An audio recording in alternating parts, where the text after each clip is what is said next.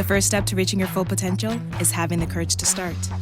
At Strayer University, we help students take action by making higher education more affordable with access to up to 10 no-cost gen ed courses. Because our goal is helping you work toward yours, so you can always keep striving.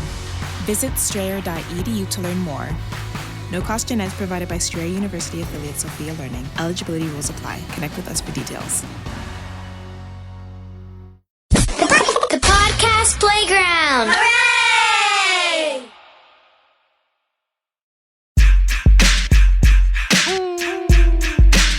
You are now entering the Whose House podcast. Ooh, this is how we doing the Memorial Day weekend. I just came in off of one of my favorite albums of all time. Of course, Confessions of Fire. And of course, I remember back in the days I leaked this record, and I don't know if this rapper was looking for me when I leaked it. It was Prophecy featuring Kelly Price, and I got it from Envy first. And I don't know if you want to, I mean, can you still get beat up 20 years later for leaking a record? CAMRON, what up, man? Who kid, what up, man? How you doing? Everything good? I don't know if it was a finished version or something. You know what? At that time, I was hoping shit got leaked, man. That was my first album. Everything that was out was cool with me. I didn't even know the business, so thank you. Man, I know it was a DAT. I stole it from Epic. And they might have been looking for you. I would have been happy. Shit, them niggas, they probably was pissed. Yo, Kev, that track, that Sting sample, like, how did y'all clear that? I thought white niggas, you can't rob them motherfuckers. I don't know. You know, to be honest, and I was just talking about this earlier, is like, I did not know the business that well. My first two albums, I didn't really learn it until I found out that I was getting jerked, and that's when I started putting my finger on it. So I don't know how I got clipped. If you ask me business questions about the first two albums, it was Sony and Entertainment, I have no idea. I started learning the business when I got over to Rockefeller with Dame Dash, started teaching me a bit. Not necessarily that neither. I learned the business when it was a girl at Epic who liked me, and she started teaching me and telling me what wasn't going on. That should have been going on. I wish I knew her name. I hope it wasn't the same one I was. Yeah, it might have been.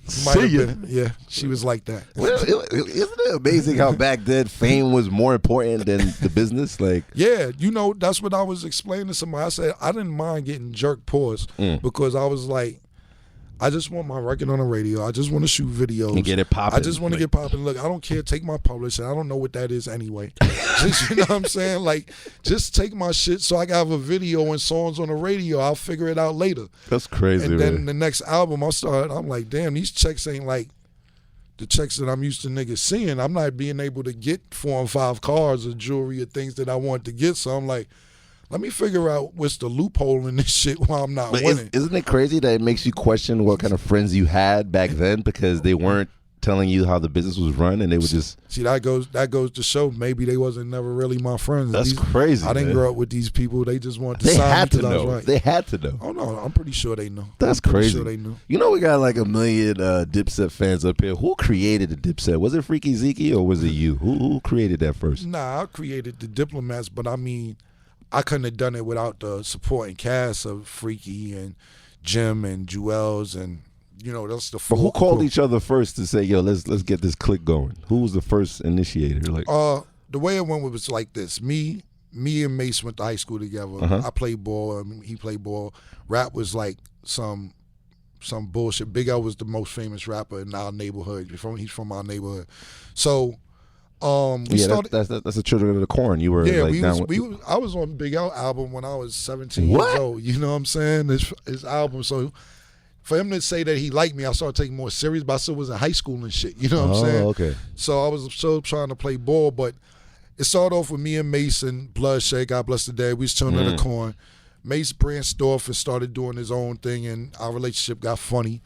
And, you know, I just was like, put out my first 2 albums, and a friend of mine named Tobe said, yo, I got this kid, Jewels, man. He's really, really nice, and he's young, you know what I'm saying? I was like, I gotta get my shit together before I can fuck with another artist. Okay. Jim was always my friend, you know. He's the one, Jim had the free crib in the hood. Like, when you live with your mother and your grandmother, Jim, Jim, God bless the dead, his grandmother had passed away, God bless the dead. And so, you know, he had the crib, so we always used to go to his crib 5H. You know what I'm saying? And we taught Jim how to rhyme. Really, Mase taught Jim Jones how to rhyme. Wow. Mase taught him our format, how to bounce, all that. So Jim started rhyming, but he wasn't as sharp in the beginning. He started getting his stuff down packed later. So me and Jim was cool. Mase got out the picture.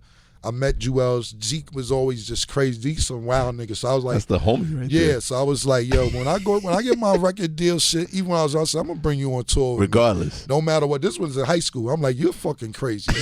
You coming with me. So we had a name called The Legacy at first. Who made that up? What the fuck? I don't know. We was feeling shit out. Then we was like, yo, man, diplomats sound way more sexy. Diplomats get to do what they want whenever they want. We was like, yeah, let's go with that. But we was The Legacy at first.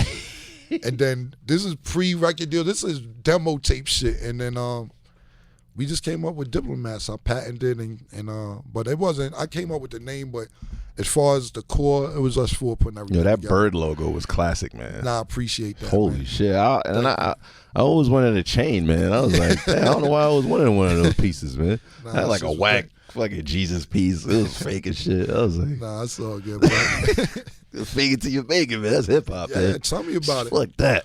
Yeah, I was the Canal Street specialist when I was young, man. That 6 train to the last stop on Canal was me and my brother Hud every week. Yo, that's fucking nuts right there. But where did Un come into play, or Biggie? I heard Biggie heard your demo, and then So give us that quick rundown. So me, Mase, and Bloodshed was a group. Mase ended up meeting Kuda Love, and Kuda Love, yeah. Yeah, Kuda kind of schoolmate. So Mase kind of branched off from us, and he started doing his own thing. Harlem World. Yeah, no, before Harlem World. I'm talking before about that. Before he had a deal. Wow. Mase started branched off from the group, from CAMRON and Bloodshed, because he messed with Kuda, and Kuda had a relationship with Bad Boy, used to road manage Biggie, etc. So he started teaching Mase how to bounce and be preaching. We was all hardcore rappers, you know what I'm saying? So he taught Mase how to bounce and do different shit. So when Mase ended up getting his deal with Bad Boy, my cousin Bloodshed died. And Mase was like, yo, just come fuck with me, let's hang out. He like, Biggie looking for artists, you know what I'm saying? He's sick of the artists he got, they don't want to write, do nothing. So he took me up to Big's house, and I went to Big's house. He had a broken leg, I believe, at the time, and he had 2 bitches in his bed. And that was my audition. I rapped for Big in his bedroom with two bitches in the bed, and his leg was broke. He's like, yo, stop rapping. He was doing an album, so he had mad beats. Every beat he put on, I rapped for about 20 minutes on 5, 6, 7 different beats. Like, yo, it's done. What you want? Wow. So I was like, yo, I want 300,000. I want this, that, and third. Mase was like, yo, don't ever sign me. So after Biggie died, they did a tribute video for Big in Harlem, and his partner was Lance Rivera, and I ran down on him in Harlem like, yo, I'm the dude Biggie wants to sign. He's like, yeah, you right. I'm going to fuck with you. Oh, wow. So that's how that shit. He's like, Big was telling me about you. We going to get the deal done. And he had just did a deal at Epic. So Un kept his word. He's like, Biggie wanted to do it, so we going to do the deal. So that's how the deal came about. Holy shit, man. Right. That shit is amazing how all this shit just links together and just pops off. You can't even map that out. You can't plan that. Yeah, you can't even make shit like that up, man. Shout out to Hardin, Las Vegas, the best dispensary in the world. But I always give none but the most props to Big, because between, me and Mase always go through our shit, but that's brother shit. I know Mase since I was 9, 10 years old, but I just want to thank Biggie, and also thank Jacob York and Lance Rivera for giving me the opportunity to even have a record deal. You know what I'm saying? Like, our business relationship didn't go as we wanted it to, but I always do give them guys, much respect for, first of all, keeping the word on what Biggie wanted to do, and not only that, just give me opportunity to do my thing. And even when the Un thing, he was connected with Jay, was when Jay and Un fell out. Right. Were you like part of the fallout, or did you like stay with Un, or was it the Dame Dash thing? Like with that time, I wasn't doing business with Dame. Dame was like my big brother too. Okay. See, what happened with me and Dame is we fell out over something that had nothing to do with me. Just before Dame had a record deal, where he was still doing his thing, trying to get Jay-Z popping. Yeah. And I was in the street doing shit for him and other people, or whatever. And we fell out over some street shit, an argument. So Dame got a lot of pride, I got a lot of pride. So he ended up doing Rockefeller, and I went this way with Un and everybody at Epic. So we wasn't really necessarily speaking. When my shit wasn't going right at Epic, Dame shit was going real right. So I humbled myself and was like, Dame, you my brother. I done a lot of shit. I'm sorry for what happened, but I really need your help. And he's like, fuck it, that's water under the bridge. What you need? These niggas got me jammed. I'm going to kill somebody. They got 7 albums on me. Wow. I can't get out the deal. I need your help. So he went up to Epic and helped me smooth it out with them because it was at a volatile situation. So we smoothed it out, and after we got out the deal, I just went to Rockefeller, and Dame taught me more of the business of it. That's crazy. Like I never even knew that. I thought it was like the Un thing because Oh no, what happened with Un and Jay? I wasn't even song speaking leaks to and Dame. stuff. I wasn't speaking to. You know what happened, and it's cool to talk about it now. Yeah, I mean you can't get in trouble anymore. I wasn't This is involved, what, but I'm 10 just years, saying right? it's longer than that. Yeah, But we good. Then. this was all over Charlie Baltimore. You know what I'm saying? Oh, I forgot about that. Yeah, well. Shout out to my girl, Yeah, so Pinky. you know, I'm not going to get into the details of what happened and why, but you know, it's just a lot where you know, Jay liked Charlie at one time. You know what I'm saying, and that was Big Girl. You know what I'm saying, and then Un felt that Un was just feeling that was the artist and Jay was teaching her the business. It was just it was all Un and Jay shit. They could say a song leaked or whatever, but it was over Charlie Baltimore. Wow. I ain't have shit to do with it. That's crazy. They always throw me in this shit. Yo, Charlie, man, that was you, man. You know, we could talk about it because we all moved on in our life and people are married and got other girlfriends, so we can talk about it. I mean, trust me, I know. Niggas was trying to get me back then. I escaped. You know what I'm saying? Man. Trust me, I get it, man. Shout out to Kanye West. Like, how did you and him get like cool, like with the Dame thing? Is it a Dame hookup or? Yeah, Kanye. Do you still see him? Because back then he was with you. He was like bigging everything up. Yeah, now he's like Illuminati. He's drinking vanilla now. I saw him drinking vanilla the other day, like extract. I was like, yo, that's Illuminati shit, man. Nah, had a skull wallet. I was like, Kanye. To be honest, I was mad at Kanye in the beginning because Kanye was just shopping beats, and I was on Epic still, and he sold a beat to me, and then the beat he was gave it to somebody else. Gave it to Hove. You know what I'm saying? I'm like, what? This dude here, you know, it's wild. So when I got the Rockefeller, that's years later. I got the Kanye gave me the H to the Izzo beat. That was my beat. Then I heard the shit on the radio 2 weeks later. Get the hell out of here. Yeah, so I'm like, this dude here, man. Hey, you were wild back then too. Yeah, I was, but I was just like, fuck it. So when I got the Rockefeller, that was Water Under the Bridge, like whatever, because that song was out and I was doing new shit or whatever. And Kanye always used to, you know, be rapping and shit. I heard a song on his album because I haven't heard the whole album, but he was like, I remember being in the studio rapping for Jay and Cam or some shit on his new album. And I remember clear as day him that what he's talking about.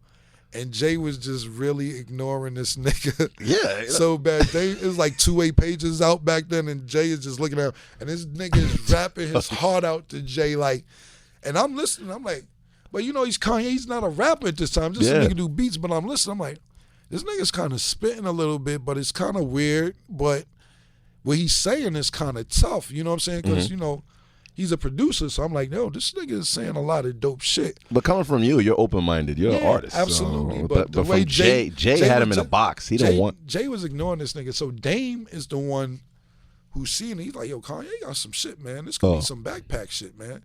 So Dame co-signed Kanye, and he's the one who put Kanye's album out, and it's the person who believed in his rap skills because, like I'm sitting there telling you that day, he was rhyming for me and Jay in the studio. Jay didn't even probably know I was in the studio. Jay was suing his phone. This nigga's in Jay's face. Jay's not paying him no mind. And I'm like, this nigga's spitting though in my brain. In my brain, I'm like, this nigga's spitting though. I'm not gonna lie, he's spitting some shit. I was shocked, but Dame believed in him. Dame is the one who actually believed in what he had going on. Yo, listen, let me tell you something. You know what I'm saying? I'm happy to the point where we could sit down and do Dipset mixes from you. I remember it was G Unit. I mean, I still do them, but No, before with G Unit. Oh, yeah, I forgot about that. Oh, we had like some serious issues. Yeah, you was like, I remember, I love this shit because it's just years later, we still around, we could talk about it. He was like, yeah, look at Cam's first record, Horse and Carriage, 50 Cent record. It's hard, man. Cam, it's some hard shit. Cam's put out some cash record shit, man. So I just like that you could do a Dipset set right now, man. Because I remember there's a time you couldn't, my nigga. Yeah, no, my mixes was being monitored. But right now, I should be okay. You know what I'm saying? I appreciate it. Well, how does it feel that you see that pink is the norm now? Like back then, you took a big risk in picking that color. Yeah. You were like harassed. You were laughed at. Right. They were like, "Get the fuck out of here!" You had the pink fucking minks, and I mean, Harlem was like on some fashion shit. You brought that into the picture, also. I guess the whole Harlem situation was popping. You see how Queens and Brooklyn, everybody copied the swag, but pink is like the norm now. Yeah, I mean, what do you think about that?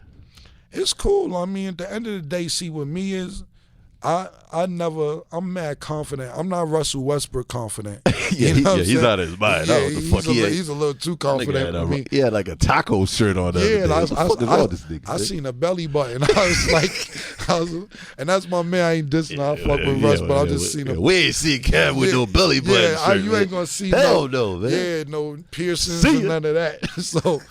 So the point being is, I knew, like, I never gave a fuck what people say. Like, with me, like, let me give you a perfect example. And I'm not, God bless the dead, I'm nothing like this neither because I'm not wearing heels or nothing. But bitches be loving Prince. You know what I'm saying? You be like, God damn, they got the little tache glove. He was feminine like a motherfucker in his outfits. Yeah, you know what I'm saying? I'm like, yo, this nigga stands out because he's different with his outfits. Like you said, I'm not dissing nobody because I'm a Prince fan too. Yeah, I like his shit.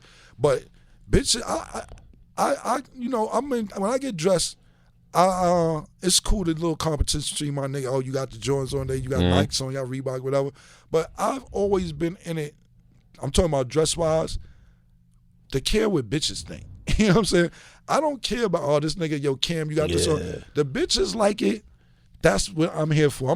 I could care less what anybody thinks. Like, exactly. You know what I'm saying? And bitches, you come to the crib, it's pink pillows because bitches like pink pillows. You know what I'm saying? It's funny you say that because people used to like laugh at your pink shit, but people also stated that you had all the bitches. Right. You know what I'm saying? I mean, you can't deny that. Even with Prince. You can't deny that with Prince. Yeah, so let me give you an example. You sit there and say, oh, Cam's wearing pink, he's gay or he's a homo. Yeah. But then 2 weeks later, everybody got on like, oh, the bitch is fucking with it? I'm fucking with it. Go give me a pink polo. You know what I'm saying? So once they see it was cool and it wasn't going nowhere, they start fucking with it. You know what I mean? I remember getting called to go ask to speak to a jail in Trenton, New Jersey. What? Yeah, because they started a pink gang. You know what I'm saying? Nah. Bringing in bandanas and all. I'm like, yo, bro, I'm not going out there to calm that shit down, man. Yo, I can't do that shit, man. Your counterparts weren't pinkish, so you were the only pink motherfucker. Like Jewels and all of them, they weren't going that route. Why is that? Because that was everybody. Like me, Jim, and Jewels. No matter we friends. Obviously, y'all all on your own shit. Yeah, we all from 3 different parts of Harlem. Jewels from the Hill. I'm from Lenox Ave. Jim is from downtown on 5th Avenue on the east side. But we all still hung out. But with me, with them, everybody, see, you know what I give them credit for, though? A lot, to be honest. Back then, everybody had big clothes. Jim is the first, and Jewel's first one to start slimming clothes down. Oh, word, that's right. And wearing the chains on their belts and the skulls. And that's when people. Rockstar shit. Rockstar shit. Them two was the first people, to me, in my opinion, to stop wearing big baggy shit. We used to be wearing some big shit. Some big. I was looking at some old 38, shit. Like, 32. I'm sitting there like, what the fuck I got on, man? Yo, I'm looking at some shit from like the jerseys was like 40X. Yeah, exactly. So I give them a lot of credit when it comes to not wearing baggy shit because they took a chance there too when people would have been like, oh, you got on tight fitted shit or whatever. So we all, no matter we all in the same crew, we ain't twins. You know what I'm saying? That goes back to the shit I was saying earlier. It's kind of like competition between us. When we see each other, if it's 2-3 weeks, a month, 2 months apart, we come in, yo, what's those? What you got, yo, word? Oh, so you gonna come in here like that? Like when we go, we don't see each other as much as we used to, but we all still do shows together.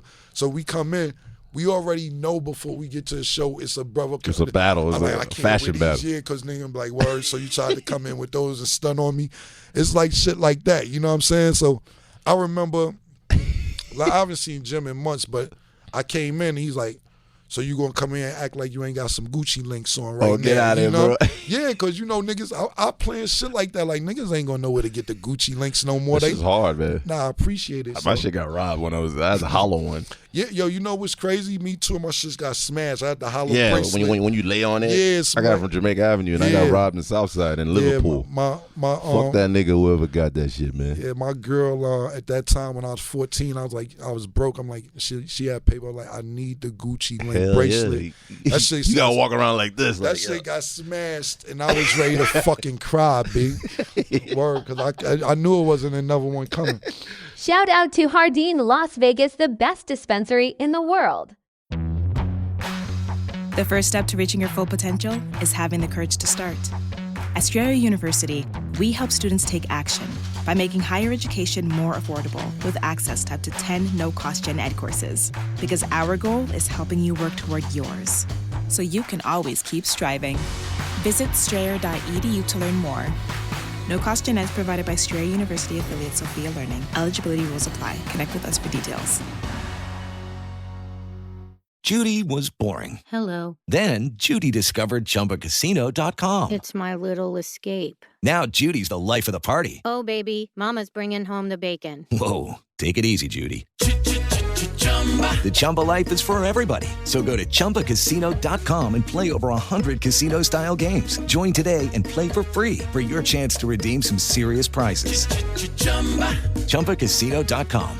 No purchase necessary. Void where prohibited by law. 18+ terms and conditions apply. See website for details.